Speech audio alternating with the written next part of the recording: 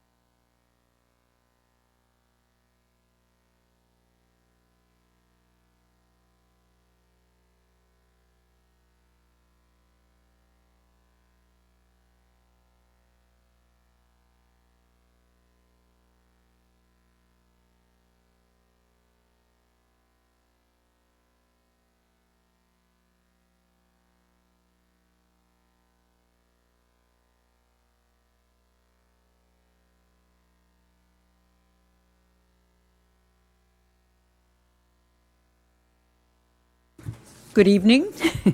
It is Tuesday, what is today? March 7th, 2023. I want to welcome you to the Columbus, Wisconsin City Council meeting. Our city clerk, Pat Gable, will now take the roll. Reed. Here. Rolke. Present. Steiner. Here. Albright. Present. Arnold. Here. Gray. Present. Motive is excused. If you are able, please stand for the Pledge of Allegiance. I pledge allegiance to the flag of the United States of America and to the republic for which it stands, one nation, under God, indivisible, with liberty and justice for all. Tonight's meeting has been noticed in accordance with state statutes and local ordinances. I am looking for a motion to approve tonight's agenda. Alder Steiner can move to approve tonight's agenda. Alder Rolke will second. So it's been moved and seconded that we approve the agenda for tonight. Is there any discussion? All those in favor say aye. Aye. The agenda passes.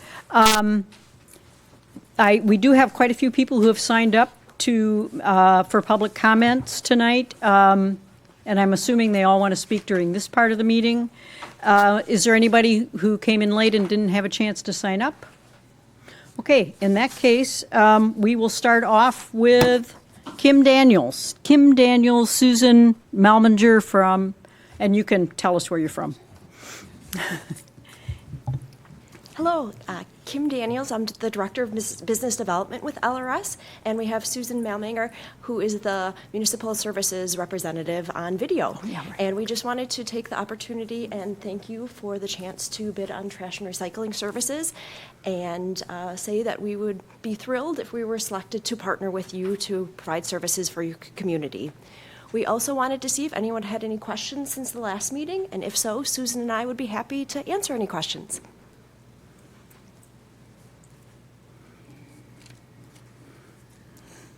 I think we're good. Okay, thank you very much. And thank you. Okay, the next person who signed up is Danielle Pelletieri. So can you give us your address when you get up there? And is the mic on? No, it's not. Nope, it's yet the little, there you go. Are we good? Can you hear me? Okay. Yep. Wonderful. Hi, I'm Danielle Pelletieri with Pelletieri Waste Systems, 7035 Raywood Road, Madison, Wisconsin, 53713. Thank you for having me. I know I've got 2 quick minutes, which I will be short and concise, hopefully. But I wanted to introduce myself. I'm one of the 3rd generation family business owners. My brothers and myself run the business on a day-to-day basis.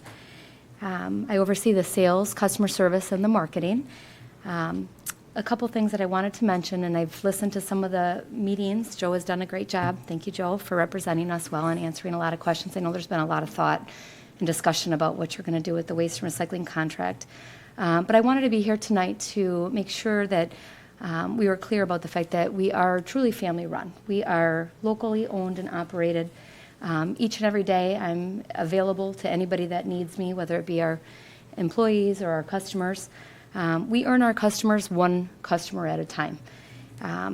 That's part of our mission, is that we provide need-based solutions, promptly respond to our customers, communicate effectively, and follow through while we honor all of our 6 core values, which were in the proposal that we presented, such as treat others the way that we want to be treated, be honest and truthful in all matters, work safely, be professional, and promote a spirit of excitement, and most importantly, be good stewards of our environment. I often like to joke that we were doing the 3 R's before it was cool, you know. My mom and dad started the business, and I grew up in the industry, so we have a lot of passion and we take a lot of pride in the services that we provide all of the customers that we've earned. There's a few quick little things I wanted to mention. I know that from day one we provided our best foot forward. We gave our best price, we gave fair pricing, and we've acted, with integrity throughout the process, which is important to us and is part of our core values.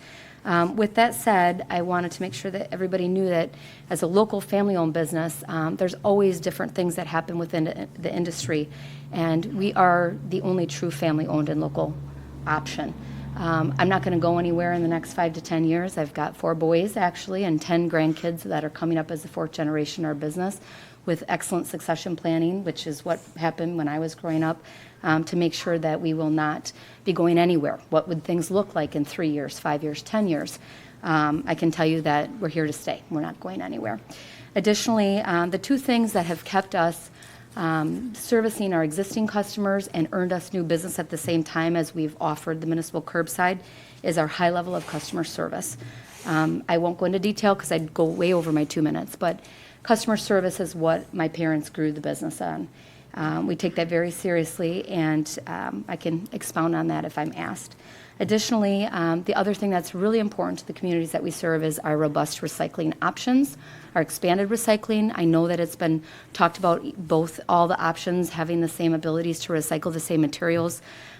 We have numerous items that go above and beyond that are not required to be recycled by state law, which would allow the residents to recycle more.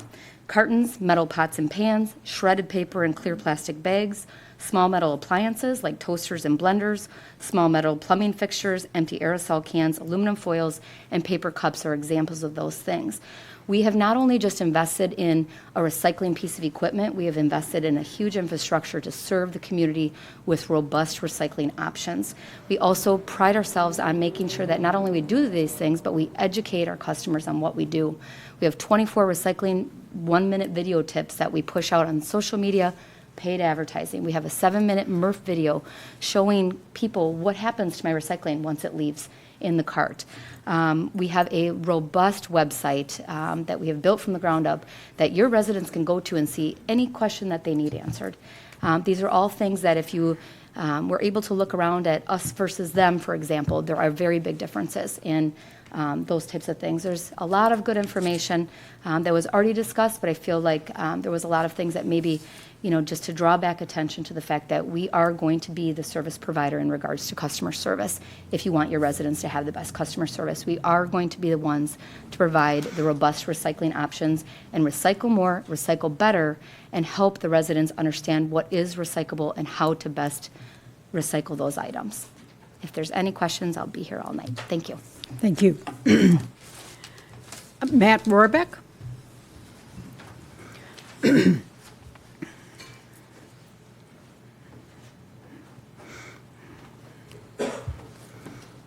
Hi, good evening, everybody.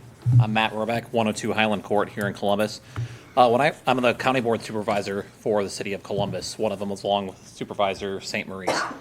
When I ran for re-election for the county board of supervisors, the number one issue by and large that residents talked to me about was garbage and recycling pickup from Columbia County. Every single person I talked to was beyond thrilled and happy about the service that the county offered because it was consistent, it was fair, it was honest, customer service was great, and it was easy accessible to figure out when it was going to take place. So I guess I had a lot of questions and consideration when it came to why the change, as well as kind of like the speediness with this, understanding that the Common Council is going to be new in a month from now. We're going to have a new mayor, a couple of new council members as well. So I guess I have the question in terms of why the rush it getting done considering the contract extends to the end of the year. Thanks to Columbus Cable, listening to it from 2 weeks ago, trying to understand and get under true understanding of what's going on, because obviously you have had more conversations, more in-depth knowledge with the contracts or whatnot. But if the county is the cheapest in terms of what they provide, their service is top quality in terms of their service record, why go away from it? Residents from everybody I've talked to have said, we like what the county does. What the county has provided is not just for the city of Columbus, but for, I believe, the cities of Lodi and Portage as well, other villages and municipalities and townships, because there's a clear need for the public sector to be involved in this industry. Trust me, when I got on the county board, I never thought I'd ever say I'm a county board supervisor and I'm here to talk to you about garbage and recycling pickup, because it never crossed my mind as something that would be in here in Columbia County, but it is, and it's absolutely effective. So that's just something that to take into consideration for there. If the status quo is working, why change from it? Especially considering that the contract that's being offered is the cheapest, the record is definitely proven, and pretty much every resident I've talked to that has had a strong opinion on this definitely agrees with me in saying that Columbia County has provided an exceptional service considering the history of when we went with private vendors beforehand. and what the county has provided. So just for your consideration for your vote today. Thank you. Thank you, Matt. Henry St. Maurice?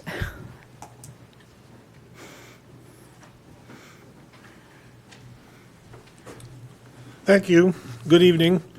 I'm here representing Columbia County District 21 to also speak in behalf of the Columbia County Solid Waste and Recycling Department's work for the City of Columbus. I've had the good fortune to be on the county board now for 4 terms. I was on the county board when this contract was made. I've worked all that time with Director Kaminsky, who's here. Was highly regarded throughout the state for his leadership in marketing of recyclables. And I just want to add to what's been said so far. The county generates revenue from what is put in those blue carts. The county generates obviously some revenue from what is paid for the contract. That revenue stays in the county. It benefits all the families in the county when we generate revenue that serves our public services. So to the extent that the department has been successful in meeting the needs of the county and in anticipating the future needs, we just brought online last year high-speed MRF, 12 tons per hour, I'm told, processing. Much of that can and will be improved, we believe, with investment by the county in this public service. So I'm here to speak in behalf of Columbia County Solid Waste and Recycling, an experience which, as Supervisor Warbeck just said, benefits the city and the citizens of the county directly with revenues and service. Thank you. Thank you. Kelly Crombie? Kelly Crombie. Last 2 weeks ago, I was here to talk about the sale of the land that the city purchased for a new fire station. And I had some public comments about the land being, that it was purchased with the intention of a new fire station, that the land was half donated to the city by the former owners of the land because it was going to be a fire station. I spoke about the lack of transparency and public discussion on the process. And when I read the minutes from last meeting, I feel that the minutes are disingenuous and do not accurately reflect my comments that I made at that meeting. The minutes reflect that I spoke about the concerns about selling land for a fire station, and I think the minutes can be as vague or as specific as one would want. And I think if we went in the direction of a broad statement in the minutes that Kelly Crombie spoke in regards to selling this land, I think that would be acceptable. I think that when one specific item is mentioned and other specific items are not mentioned, I think that's disingenuous, I think it's dishonest, and I think it also goes to the transparency issue, which I spoke about last time, and I think further questions the transparency that I did speak about. So I would urge a tabling of the motion on those minutes until they can be accurately corrected to reflect what was said, or I would urge a motion from the floor tonight to correct the minutes I think, accurately reflect my public statements from 2 weeks ago. Thank you. Thank you. Rebecca Billy? Oh, I'm sorry, I signed on the wrong sheet. I don't need to speak. Okay. Thank you. All right, thank you. Okay, we're going to move along now to the consent agenda. So I am looking for a motion to approve the consent agenda for tonight.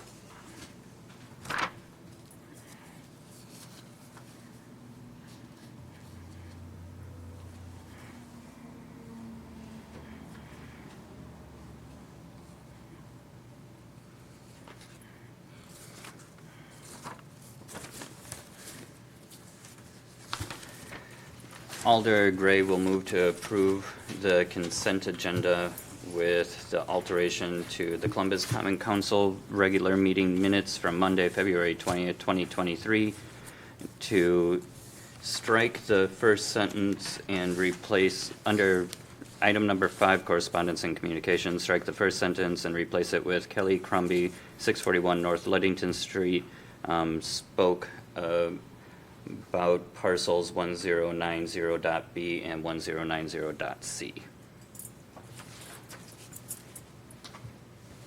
Alder Rolke will second. So it's been moved and seconded that we approve the consent agenda with the edits, the changes suggested by Alder Gray. Is there Is there any discussion? All those in favor, please say aye. Aye. Any opposed? Okay. We're going to move on now to new business, and the first item under new business tonight is to consider and take action on the purchase of property located at 1400 Park Avenue. We would be taking action on accepting their counteroffer of $560,000. So I am looking for a motion that reflects that. Alder Gray moves to, oh, did you have a? Oh, no, Reed just had a quick comment for discussion. I just still am disinterested in the purchase of the property.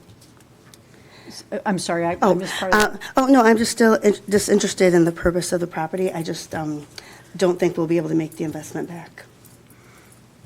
Okay. Alder Gray moves to approve to accept the counter offer for the purchase of the property at 1400 Park Avenue in the amount of $560,000. Alder Rolke will second. So it has been moved and seconded that we accept their counter offer on the property located at 1400 Park Avenue in the amount of $560,000. Is there any further discussion?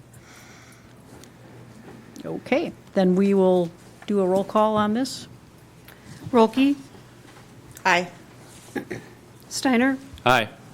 Albright, Aye. Arnold, Oh, excuse me, I'm sorry, Gray, Aye. Reed, Nay. motion carries. Okay, and now we are moving on to item number 2 under new business, which is to consider and take action on the developer's agreement for 100 South Ludington LLC. Let's see. Subject, this is for parcel 71 in the city, subject to the loan approval by the CDA. So I am looking for a motion. Alder Steiner can make a motion to approve the developer agreement for 100 South Ludington parcel 71 pending approval of the CDA's loan. Reed will second. So it's been moved and seconded that we approve the developer's agreement as stated. Is there any further discussion? And we will do a roll call on this item. Steiner, Aye. Albright, Nay. Gray, Aye. Reed, Aye. Rolke, Aye. motion carries. Okay, moving down to item number 3, to consider and take action on Section 78-15 of the City Code. And what I'm going to ask you to move is that we approve the CSM. Oh, no, wait a minute. Brandon, what? We want to approve it with a waiver. Well, go ahead. Tell me. For item 3, you are approving the waiver of requiring a site plan. Okay, that's it. Thank you. Does anybody have any questions on that for Brandon? Yes. Alder Gray moves to approve the waiver of requiring a site plan for, per section 78-15 of the city code. Alder Steiner can second. So it has been moved and seconded that we, I want to make sure I get this right. We approve the waiver for the requiring the CSM, The site plan. for section 78-15 of the city code. Okay. It's been moved and seconded, so is there any discussion? Does everybody understand what we're asking here? I think Brandon was pretty clear, even if I sort of butchered it when I talked about it. So, I don't believe we need to do a roll call on this one, do we? Okay. So, if there's no further discussion, all those in favor, please say aye. Aye. Anybody opposed? Okay, so that motion passes. Item number 4 is to And Brandon's going to stay up there. So this one I'll clarify because a word was dropped off of there. So on this one, you're going to be approving the CSM for the 3 parcels listed on the agenda, while a waiver of the street frontage for all residential lots. Everybody understand that?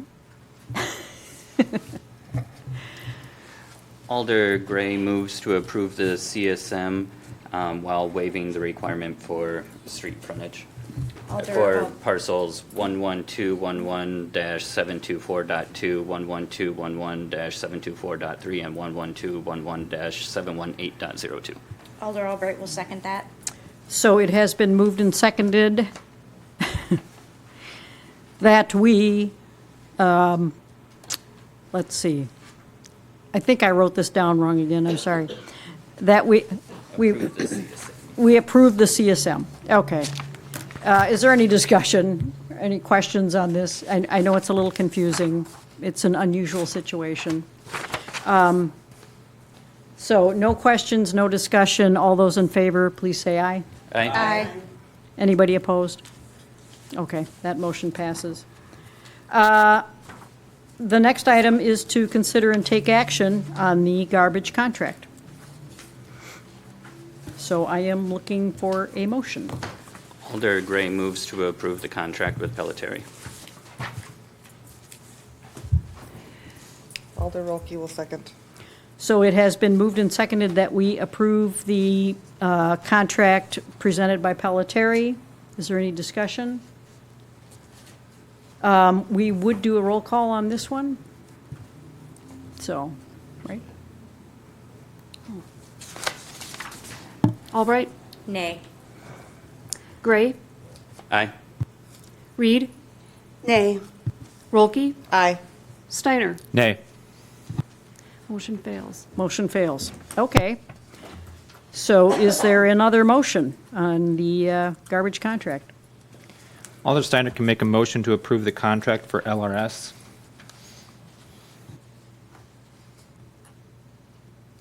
Is there a second? Alder Albright will second that. So it has been moved and seconded that we approve the contract with LRS, and again, we'll do a roll call. Gray,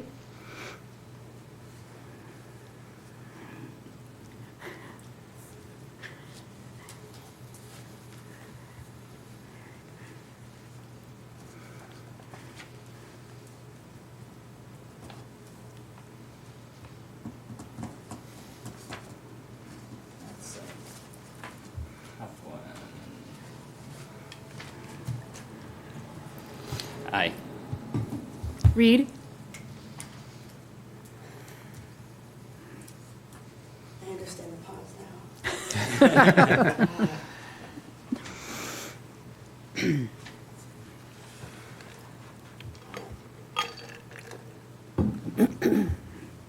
Nay. Rolke, Nay. Steiner, Aye. Albright. Aye. Motion carries.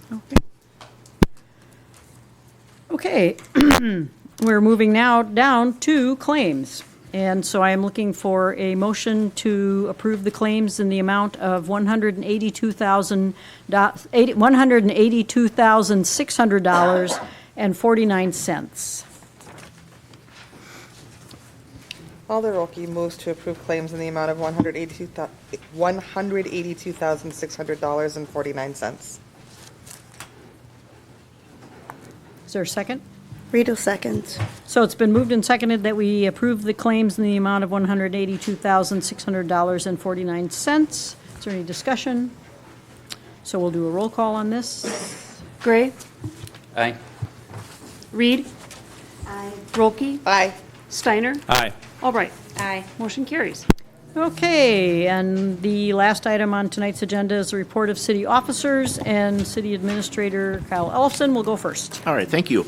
A few items. The mayor and myself both were able to attend the hospital banquet last Monday They had a lot of great news about their operations and programs and how they've sort of bounced back since the pandemic, and some of their new initiatives and technology that they're going to be bringing to the community. And it was just, I think, a really good event, and just a good reminder of how beneficial it is to have the hospital in the community. So, great event.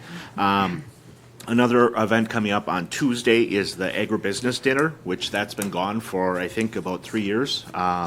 As COVID kind of took its toll, that's been gone. We'll be coming back, and that's a great opportunity to celebrate how agriculture kind of plays a role in the community, and it supports the economy, and it really helps a lot of the local businesses, even within the community, even though, agriculture obviously mostly happens outside, plays a big role with a lot of our businesses. And it's a good opportunity to raise some funds to help with education in the school district. Not as much fun, but the DPW was keeping an eye on the water level. It seems like we handled that first kind of major melt and thaw pretty well. The water levels did come up, but downstream we've been seeing some of the water levels stabilize, come down maybe a little bit. We're continuing to monitor. So hopefully that continues to go well. Another week and another snowstorm. So our Thursday snowstorm this week, as long as it holds up, looks like we will have another snow emergency. They are kind of saying the exact track will determine some of the details, but it does look like there'll be enough to call a snow emergency with some parking restrictions. We'll know more tomorrow and probably be putting out the announcement tomorrow afternoon. So sorry to end on that note, but that's all I have. Okay. So from the Rec Department and Amy Jo Myers, this weekend the Columbus Softball Association is holding a 9-pin tap tournament. I'm not sure I know what that is, but it sounds like fun. To help their efforts in raising funds for lights at the Meister Park, at the Diamonds at Meister Park, and that's March 10th and 11th. It's going to be at Cardinal Lanes. You should call and make a reservation. They're also going to have raffles and baskets and a chance to win prizes. The registration deadlines for both baseball and softball are due on March 15th, which is coming up next week. So the Rec Department is also accepting applications for employment at the pool, and the deadline for that is April 1st. You need lifeguards, you need other kinds of staffers there. There's an Easter egg hunt on Saturday, April 8th. The community center is, as I always remind you, it's the building formerly known as the senior center. Has a lot going on coming up. They actually, I should give a plug to the Commotion, which if you haven't seen it, you really should get a copy of this, especially now that we no longer have a newspaper. You can find out about all kinds of things that are going on in Columbus. My daughter picked this up and she said, "Really? I can go to a Zumba class? That's so cool." And I'm not sure she would have known that if she hadn't been paging through the Commotion. Lots of stuff also happening at the Senior Center. They've got a birthday lunch coming up on April 4th, and they have balance and strength classes going on. I just found out they have a hand and foot group that meets. That's a card game that's a lot of fun. So take a look at the Commotion. A reminder that we are going to have our first April City Council meeting on Monday, April 3rd, because the next day is spring elections. There still is a vacancy on the Tourism Commission. If anybody is interested, please let me know. And finally, congratulations to the boys basketball team. They are going to be playing their sectional semifinal Thursday night in Portage against Lakeside Lutheran. Is that right? I'm sorry, yeah, why did it say Portage? It's in Portage. It's in Portage? It's in Portage against Lakeside. It's in Portage against Lakeside. We got Waupun somewhere, so I guess we're... It originally was going to be Waupun. Okay, so they changed it to Portage. Okay. You can get tickets at the Columbus High School main office, and they're $7 for a ticket, and go Cardinals. So that is it for me for tonight, so I'm looking for a motion to adjourn. One quick thing before we adjourn. The motion for LRS, nobody specified a term of the contract. Oh, okay. So before we adjourn, we should go back to that. Should probably have a... So I'm looking for a motion. Aaron, you want to do it? I can do it. I will move to approve the contract for LRS on a 5-year term. Alder Albright will second that. Okay, so the revised motion is that we approve the contract for LRS for 5 years. It's been moved and seconded, and so we will again do a roll call.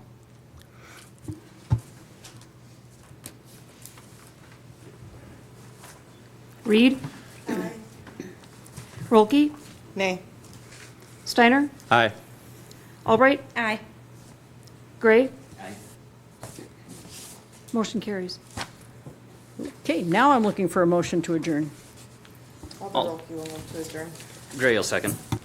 It's been moved and seconded that we adjourn. Is there any discussion? All those in favor say aye. Aye. We are adjourned. After anybody want a break? Everybody just wants to push on through? All right. Let me rearrange here. Thank you.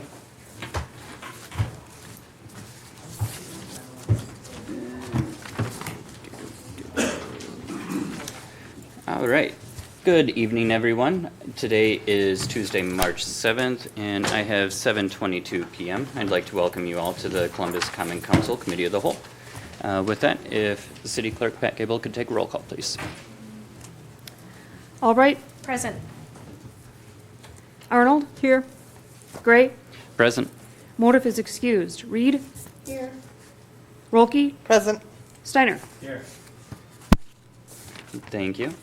And this meeting was, of course, properly noticed. Next up on the agenda is to approve the agenda. Any alterations or comments? Otherwise, I'll take a motion.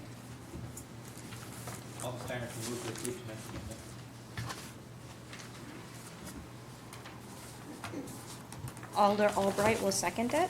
I have a motion from Alder Steiner and a second from Alder Albright to approve the agenda. All in favor? Aye. Any opposed? All right, thank you.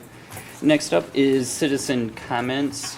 We got through this list. Was there anybody else that wanted to speak during the committee of the whole? Seeing none. Moving right along. Next up is item number 5, the committee commission's minutes. In your packet, you'll see minutes from the CHLPC, the CUC, and the PFC. Any comments or concerns on any of those? Okay, perfect. Next up is item number 6, to review the task order 2023-01, the Folsom Street utility reconstruction. And already heading on up, he knows where to go. I just wanted to point out for everybody that I found the water level section of Kyle's report the most exciting thing tonight for me, so.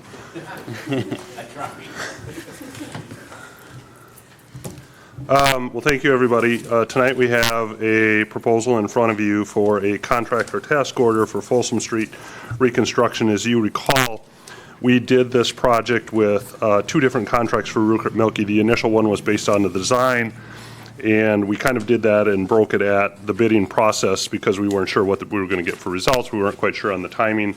The utilities was kind of changing over and looking a little different, and how we were going to get everything and approve everything.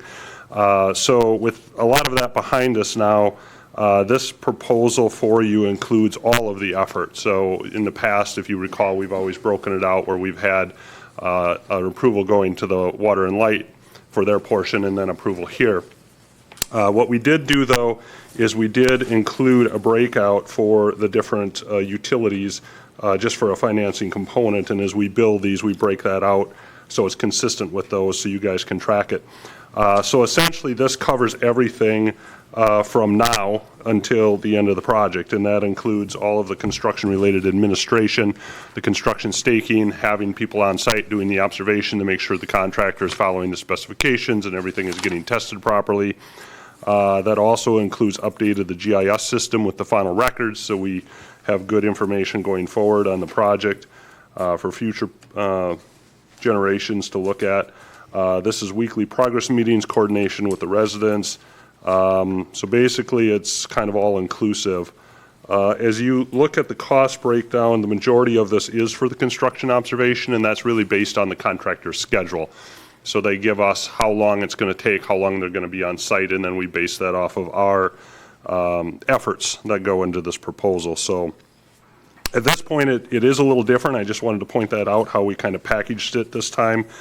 So again, you'll see it's a little bigger number, but hopefully we broke it out so it's a little bit more clear for everybody for consideration.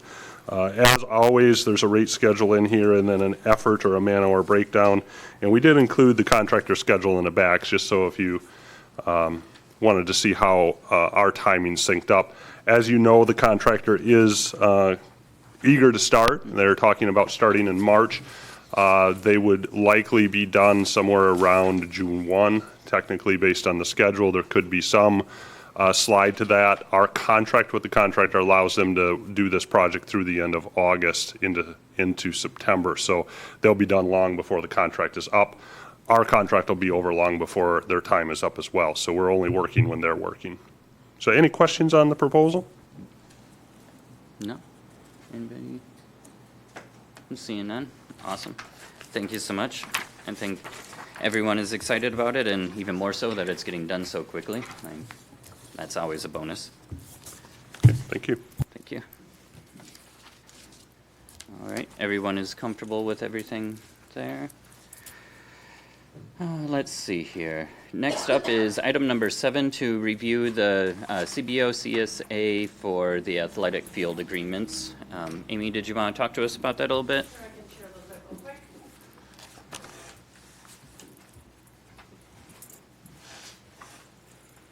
This one. Hello, how are y'all? So before you this evening, we have the contracts for the baseball organization and the softball association, excuse me. There's a couple of different things where I made some changes. The first one is we added an addendum to both of the contracts with consistency, and Attorney Johnson did approve that. You'll see that on there, that they're going to have a shared calendar between the two groups.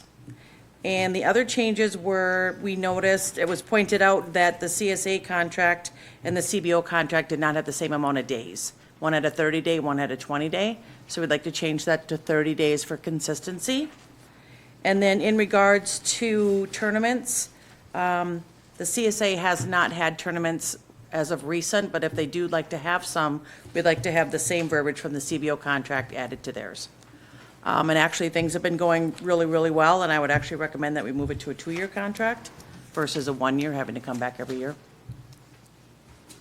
Obviously, if things were awry, we could come back and talk about it, but just trying to make them consistent. Yeah, I think the changes there all make sense to me. Did anyone have any questions or comments? Go ahead.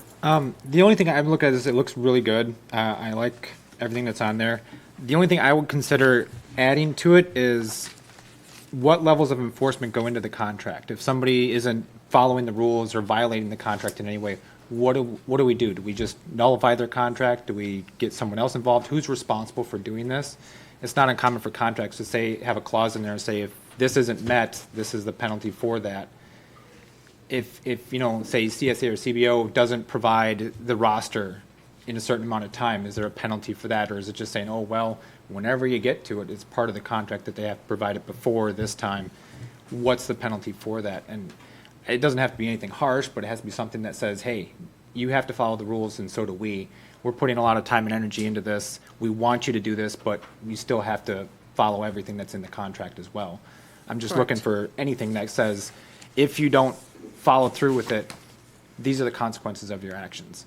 Not that I think a lot of people will, but there have been issues in the past for various number of things. I don't have any recommendations. I don't know if that's a conversation to have with the Recreation Committee and bring it forward here, unless any of the alders have any suggestions. But I understand what you're saying, that we have to be more firm on our deadlines. 30 days is 30 days. If there's a problem with providing me with the roster at 30 days, then maybe send an email to explain the reasons as to why. I know we need to make sure that we have our insurances on time and the payments and the 30 days of rosters. So, could we add verbiage in there, Attorney Johnson, or We can. I'm happy to write in there whatever you would like. Attorney Johnson took his happy pill today. I do have members of the CSA and the CBO here. I don't know. This is spider web. Yeah, So I just have a quick question. Is this the exact same contract that we had last year? It is with these suggested changes. Okay. Yep. It looked different to me, so I was just wanted to make sure I asked. Okay. They added the addendum on there. We threw that idea at him.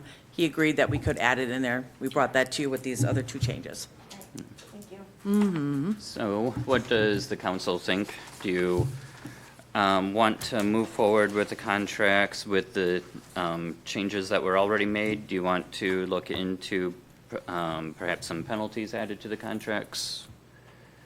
What are we thinking? So I guess wouldn't be a fan of like a 2-year contract. I feel like we do need to come back and talk about it.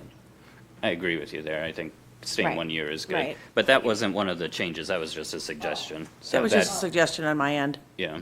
Okay. But yeah, I agree. Okay. I would be comfortable moving it forward with the changes as already stated. Okay. Which would be the 1 year. Yeah, I'm also in preference of the 1 year, especially since I'm leaning towards not having specific penalties. Okay. It's more of the, hey, this is the expectation. We will be renegotiating or possibly not next year, so. Okay. Okay. So has that been a problem in the past? Where penalties in theory should have been assessed if? I wouldn't say that it's been a problem. I would just say it's miscommunication. Somebody would tell somebody that, hey, we did give them the roster when they really didn't, or the payment, we dropped it off when they didn't, or we provided insurance. So I've been doing a better job of staying on top of things and following through with other people. So All right, thank you. we've had conversations. They know what the expectations are moving forward. Let's put it at that. I think that's fair to say. Okay. Oh, go ahead. I just say, as I put this out there, I'm not looking to punish anybody in that respect, understand. but I want to hold accountable that if we're creating a contract, there has to be a reason to follow it. You know, so you can just say, yeah, I'll sign this, and all of a sudden they're just going to go out onto the field whenever they want, or they're going to boot someone else off, or they're not going to follow whatever it is that's in the contract itself. How do you hold them accountable to it? How do you make sure that, hey, this is what we have here. If you're going to change it, you have to have a conversation. If you want to adjust something, you have to open up that communication. Otherwise, you can't just go out and do whatever you want. And it's basically just, if it's written down there, it should be held to that standard, I guess is the best way I can put it on that. I think it's worth looking into. If something you want to bring up for next year, I understand the expedience of certain things because season's coming up, but I think it's worth, looking into one way or the other. When would you like to have these contracts approved by, I guess? Is As soon another as question. possible. Maybe working off of Adam Steiner's recommendation, I'll do more follow-up with the coaches and the parents and the members of the board to say, were you able to get on the schedule, Diamond, like you were promised, or vice versa? I'll make notes on the insurance and payments and things such as that, and do more surveys with the parents, perhaps. And then we can bring that information back next year to say, this worked or this didn't. Right. And I mean, so I definitely understand the line of thinking from Alder Steiner, because I do like contracts to work for both parties and to have, and I would like all of our contracts to have similar things in them, just citywide. I would like things of that nature to happen. So to be more equal to all would be good. I personally don't see a huge concern with it this year, but I think adding it and talking about it so that it can be next year. Because my other thinking of that is I don't like altering a contract right before the people are expecting to sign it. Like they already know what it is. Sure. And everyone's in agreement. And I don't think there's anything horribly egregious that we have to act right now, if that makes sense. But I like your line of thought. I think that's very valid. So looking at it for the future ones, I think is a good idea. So I agree. I mean, and I think, Amy Jo, I think you might want to keep track of stuff in writing. Sure. And so instead of asking somebody if they have insurance, make sure you could put that in email Mhm. and they respond to you. Sure. Because we just don't want to have miscommunication and then, mishaps happen. Correct. The other thing I want to mention is by having clear penalties for violating contract, it saves you work. So you don't have to go chasing around saying, hey, this isn't done. It's like, if you don't do this, you have to pay the toll to, correct whatever the Oh, situation is. I understand. And they'll be less likely to violate those things, whatever. So you don't have to go hunting this person down and this person down and this person down. It saves you time as opposed to just saying your contract's broken, but I have to still find you out for everything. I'm in agreement. I just feel like tonight we're here to prove it, and we'll keep track to move forward for next year's with the 1 year. Yeah. Yeah, I like it. I do. Yeah, it's I like definitely it a good lot. idea, and I think that's something that Amy Jo could put onto an agenda item for a rec meeting, so you guys could maybe come We up will. with some ideas so that we could workshop it and figure it out. Form a for scale of future. some sort Yeah. with certain things that we want to look for.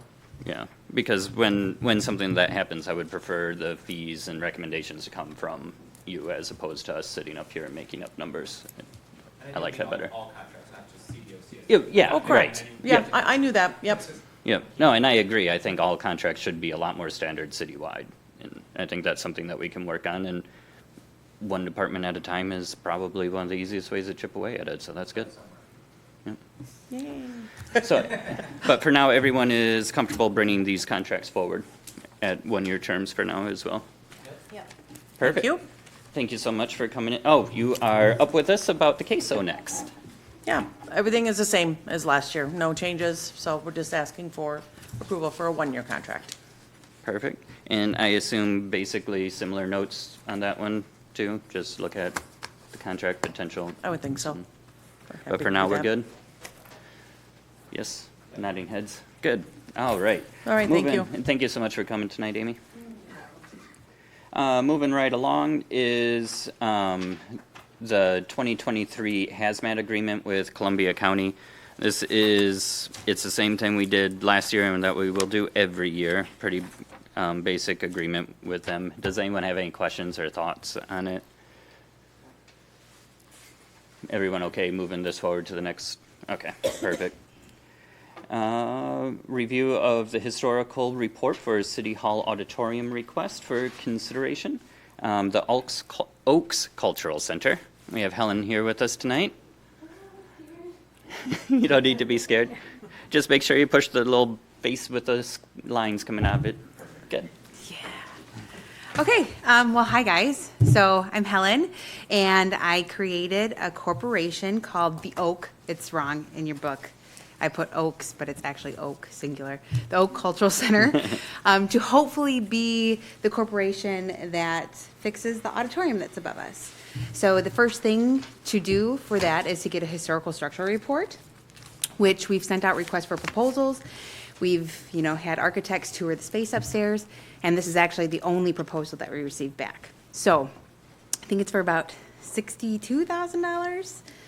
It's plus or minus because that was back in October. But really what I'm asking for you tonight is because the Oaks Cultural Center is a non-stock corporation, but it will not operate as a not-for-profit. So we really need the city to kind of hold our fundraising funds for that. So if you could either establish or give us a use of a restricted fund for that money, that would be great. Awesome. Thank you so much. I would love for something to happen with the auditorium, and I don't think it's a huge ask for us to put a line item on our funds. I just have one quick question. Go ahead. So this is awesome. I'm really happy that somebody's looking at this. My only question is, so you started the nonprofit or the corporation for the auditorium specifically, right? Yes. So does that mean that you guys are gonna be in charge of that? Well, so even after completion, or? Yeah, well, so that's needs to be brought to the table and discussed after. Okay. Because the HSR, the Historical Structure Report, is really just going to give us the knowledge that we need to know if that's feasible. So after we receive Okay. that back, then we'll know like, okay, is this something that the community could fundraise for? I mean, if we're talking $2 million, I feel like us as a community, we can rally together to get that money, at which point then I would have to come back to you guys, discuss the use of that auditorium space and, you know, what terms that we would negotiate at that point. But for just right now, if that comes back and it's not going to be feasible, then, you know, then there's no point in moving forward with those discussions. Okay? Thank you. Yay! Go ahead, Alder Steiner. My only issue is I don't think that the city should be opening up a fund for a private company to just dump money in. It's not a city project. It's not a capital project that we have. It seems kind of unnecessary. If they're going to do this, I'm all for it. I think improving the city in any way, shape, or form is going to be beneficial. But if we're going to take a fund for it, shouldn't it not be a task force for the city? I mean, we have CHLPC that does historical preservation, and they have their own fund. They're a city, you know, commission, and certain commissions don't even have their own fund, and they're still fundraising for the city. It seems just like it's a way to get away from doing certain paperwork for the corporation that's starting this whole project. Go ahead, Kyle. So I think if we establish this, the only obligation this would put us under is if we established a restricted fund, we could collect money for the sole purpose that we indicated, which would be the historical report, basically. And so that would be the kind of beginning and end of it, which we would need one regardless of if we do it on our own or if we do it with a partner or, you know, however we decide to address the auditorium in the future. And ultimately, it is a city building. There's literally no way to separate that from the building. So, you know, I think any improvements that happen to the auditorium are really going to be done to a city building. So having the money deposited with the city and earmarked only for that expenditure really doesn't put us at any risk, except for that we guarantee that's where the money's going to be spent. Right. Yeah, and it wouldn't be the first time that we've done things like that. Like we have the Mary Poser Fund. Like it's not that unorthodox, really. I personally I think it's a win-win for the study to get done, and it's something that the city I feel like we're receiving something of great value at zero expense by just adding a line item on a fund. Like it's really, I don't know, for me it's a win-win. Go ahead, Trina. Oh, thank you. Well, I'm in no way opposed to having a new line item available. I'm just really curious, a little bit like Steiner, on whether or not it's something the city should do on its own with HLPC, or if it makes sense to get a small corporation involved. I love the packet they sent and all the information. It's gorgeous. But I just have the basic questions on who really controls the funds. Do we pay them the $60,000 gathered and then they're out? Or how would that work? Who has control? I'm just thinking of one of the proposals from a couple years back where they wanted control for 100 years of the theater. Right. Well, and that's the that's the big difference here is there is no control. There is nothing that they're requesting other than to allow them to collect funds and us hold on to them for the study. It starts and ends there. So I think there's just not anything else to it for now.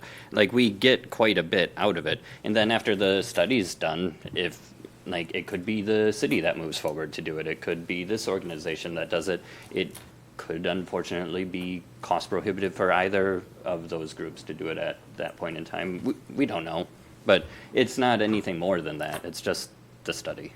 I would just like to say one thing. It's been abandoned since about the 1950s. Yeah. So I just feel like if the CHLPC or the city hasn't done much to it at this point, that it might need that extra. Right. And I think just knowing, so we have speculations of what it needs. We've had groups look at it in the past, but we don't have anything real. We really have no idea what it's going to take or what it really needs. And I think knowing is a huge thing for us. I agree. My only comment is I don't have a problem with the city doing a restricted fund because I think it's actually safer if we're donating and I know that it's going into a checking account that the city has control over / has to be audited at the end of the year in their Right. financial statements. I'm good with that. Yeah, I think it could make fundraising for it easier because it's not just some fly-by-night company trying to gain funds for it. It's going into a very secure city fund. Right. You know, so I don't know. For me, it just makes sense. I'm comfortable. I'm just wondering, Helen, if you have talked to any of the groups that did fundraising for that project like years ago? Well, so I did talk to the CHLPC when I was getting my certificate for appropriateness for my buildings. Mhm. And I do know that they had about $32,000 in a fund. I think it was the Mary Poser Fund? Yep. Is that the fund Yep. that it is? And when I discussed with them when we were pretty early on in this stage, is that, hey, so this is what I want to do. They said a lot of groups have done it in the past, a lot of them have failed, all of them have failed, and that they really just didn't want to be the first one to put their buck in the pot. So I have, and everybody's very leery. So that's why I thought that the restrictive, going back to what you said, Mhm. Ian, there's been so many groups that have tried this, and it's kind of tarnished throughout the city. If you go like, oh, hey, which I'm sure half of you are thinking right now, like, oh, Helen wants to try, renovating the auditorium. She's not going to get very far, And so when I'm asking people, or if I were to ask people for money, like, hey, you want to put money in this? I just think that if it wasn't through a trust account with a lawyer or the city in this restricted fund, people would be like, I just don't, I'll give you money, but I just don't think it's going to go very far. I think that's a really good point, Yeah. because I think you're right. There are people who are a little leery who donated to funds years ago, and then they have no idea what happened to their money. Right. So I think this would allay those fears. So, yeah. Okay, thanks. Yeah, thank you. Nope. Go ahead, Alder Steiner. Helen, do we have a timeline about how long you think it might take to actually get this through? If we open up an account, are we waiting 10 years, 15 years? No, not 10 years, no. So I'm what putting it out there, it's like if this doesn't, just fails like all the other attempts going out there, and we have like, say, $1,500 in this account, we have to account for it. What are we doing with it? Do we hold on to it? Do we try to start it up again? Oh, That's right. where it comes as, is it a city project or is it a private company doing this? Because this is money we just have sitting there. And then we got to decide what we're That's a valid doing point. with We it. should have an agreement of what happens to the money. If they're donating to the city, this should be city funds. But it's not general fund. Well, I wouldn't go quite that far. I think we should. I think that's the perfect, the three of you have just hit on the perfect question. Yeah. Because if people donate money to this and the study never gets done or the project never gets off the ground, now what? Yeah, that's a And Kyle's concern. point is valid, Adam's point is valid. There will be a lot of people that'll say, I'll take my money back, thank you very much. And that's difficult to do then. Right, so if you're going to do this, a little thought into the mechanics. Right. The line item part's easy, but what happens next would be what Yeah. I'm thinking about. I would say if for some reason the fundraising efforts aren't successful, my preference would be for them to go to the Mary Poser Fund. What are your thoughts, Helen? Yeah, I agree with that because it's already sitting there dedicated for this use. We don't want to. Right. We don't want that to happen. Yeah. But I agree. There should be something. We should have an agreement of what happens to those funds in the event, because we can't just have a account sitting out there for something random that we never use and can't really use because it was specified for this and now this isn't happening. That's a problem. So, what do you think of that? Would that, like, having an agreement that it just, if for some reason the fundraising efforts aren't successful in, I think we should also have a timeline on it. That's why I suggested a time frame, just like how quickly can we expect Yeah. this to be? Because we could sit here 20 years and all of a sudden, hey, this account is still here, nothing happened. Is it Yeah. enough time to go through with it? Or it could be like a year from now, it's like, well, still nothing's happening, we only had 5 donations. Do we continue on this path or do we just say it's not I think we should have a maximum time frame of whatever everyone mutually agrees to, or if the Oak Cultural Center pulls out and says that they are no longer pursuing this, then it cancels and goes to Mary Poser at that time. So I think it should be a maximum time of X amount of years, or if the Oak Cultural Center halts their activity, it automatically goes to. It's the main reason I don't want to open up an account, because it's not a city project, is if this doesn't go through or if something doesn't go through on it, we're liable for all that money. And if certain people don't think, oh, I don't want to go to the Poser room, I want to go somewhere else, I want to do this, I want to do that, in a new council, a couple years down the road or whatever it is, it's not necessarily our money to do with it, but it is. So it's like, I'd rather it be in a private company account doing a thing, and then when they have it all set, they can donate it for that project. That way, it's their liability on the money as opposed to ours. This is the way I was looking at it. And we have had that money sitting around for quite a while, and it's, you know, we've done several projects throughout the community. At some point, it's really not going to matter because, you know, it's actively leaking and rotting, and things are falling in. Yeah. So at some point, we're really going to be figuring out how we put a second roof over the rest of the building so that we can continue to use the rest of City Hall.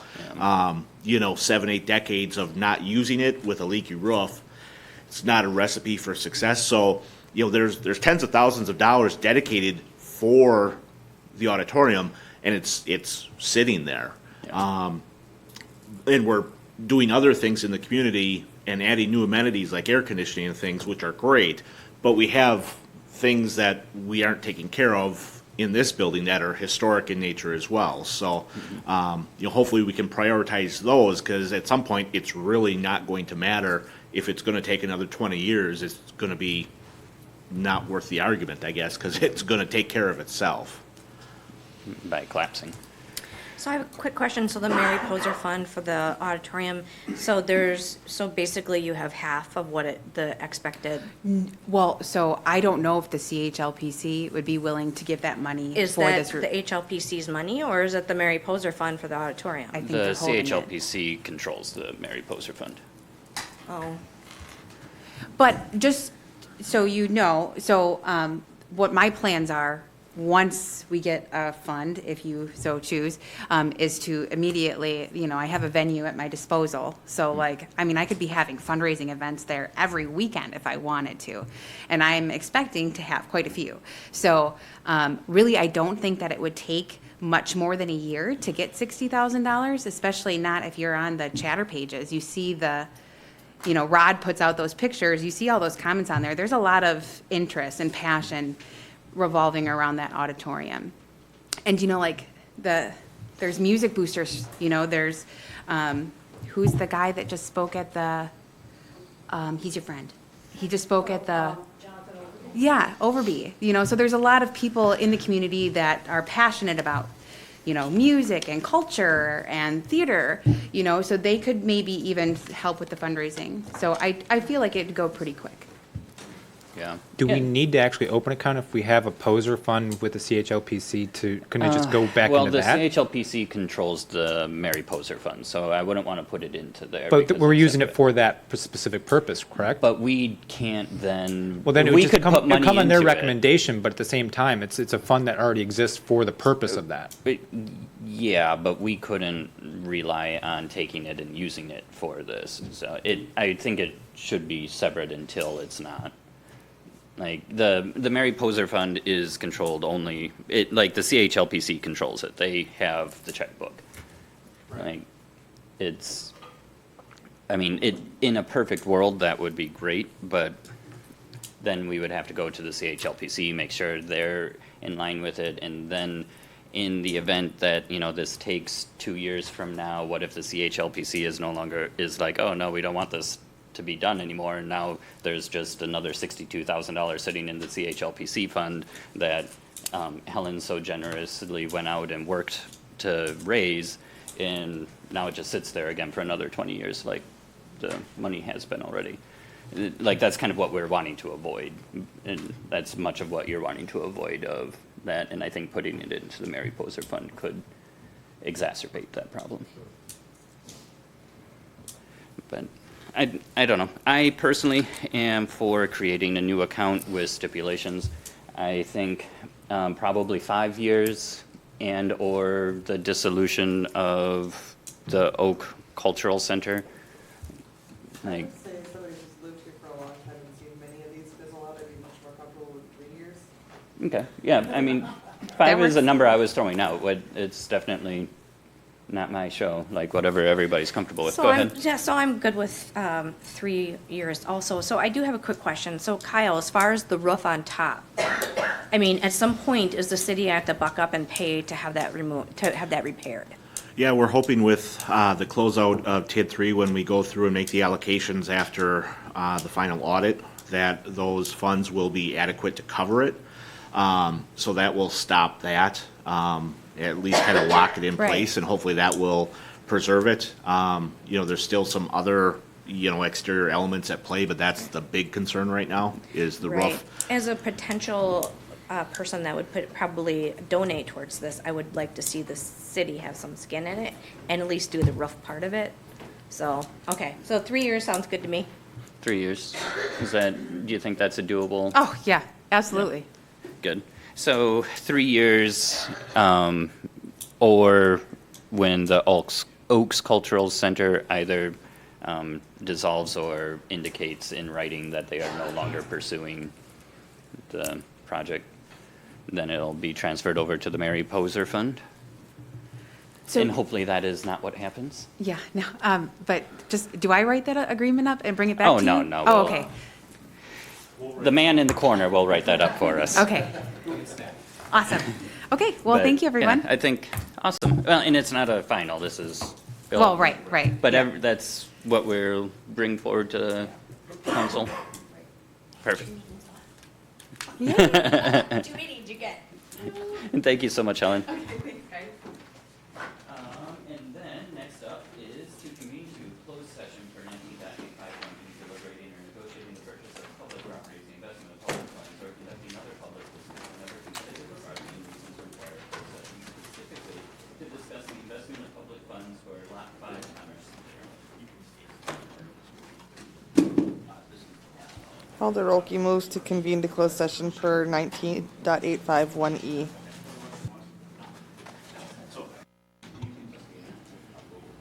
I have a motion from Alder Rolke and a second from Mayor Arnold. All in favor? Aye. Any opposed? Perfect. We are in closed session.